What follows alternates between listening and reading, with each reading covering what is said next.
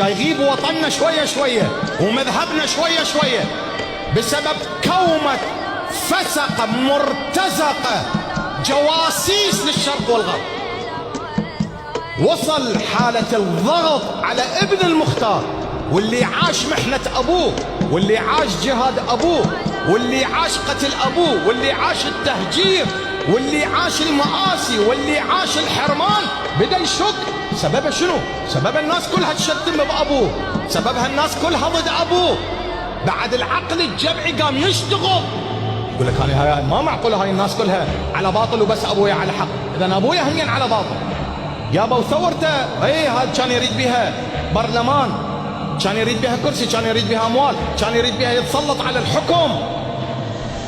يعني لما تصل الحالة إلى ابن المختار الذي في بدايات نهضات أبوه قام معه تنطلي عليه هذه القوة، ايش قد شدة لعاد كان يعيش المجتمع، وش قد ابتعاد عن خط الإصلاح والمصلحين.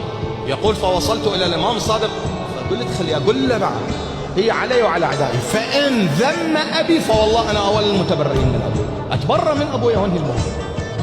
إذا الإمام الصادق ذم أبويا فأنا بعد أتبرى من أبويا، بعد هو إمام انتهى. وإذا مدح أبي حتى أغلق ألسنة الكوفة. يقول فقبلت يده فقلت له يا ابن رسول الله أنا الفيض ابن المختار ابن أبي عبيدة الثقفي، ما تقول في أبي؟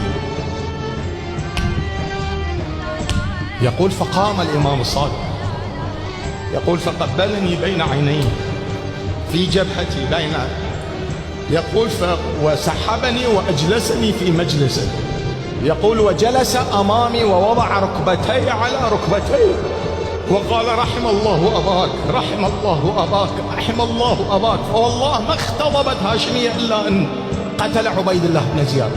إن أباك مؤمنا طلب ثأرنا ودماءنا وهو معنا في درجتنا.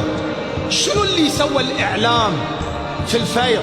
شنو اللي سوى الإعلام في هذا الإنسان؟ شنو اللي سوى الإعلام في قطاعات الشيعة؟ وإلى الآن يسب الصالحين ويشكك بهم ويعتقد أنه كان مع صدام. هاي النتيجة، هذا الواقع. لماذا؟ لأنه شق طريق في الأمة، طريق ذات الشوكة، طريق الصعوبة، طريق الجهاد، طريق المطالبة بالحق. نريد نريد نريد، بالوقت اللي ابن أبول كان يقول نريد فورا فورا فورا. لست مهما بدمي ولا بلحمي. هذا وجه التشابه بين سيد الشهيد وبين المختار الثقفي. قرينا أسباب خذلان الأمة للمختار، قرينا وفهمنا أسباب تنكر الأمة للمختار، قرينا أسباب شتم الأمة يعني رواية تقول يدخل مسجد الكوفة 300 شخص من الشيعة يصلون يلعنون المختار.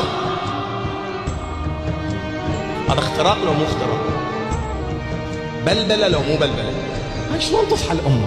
لا تستغرب، لا تستغرب في زمن الظهور عندما يقول الإمام الصادق يخرج القائم منا آل محمد فإذا بالشيعة كالغنم، كالغنم يجولون جولان الغنم.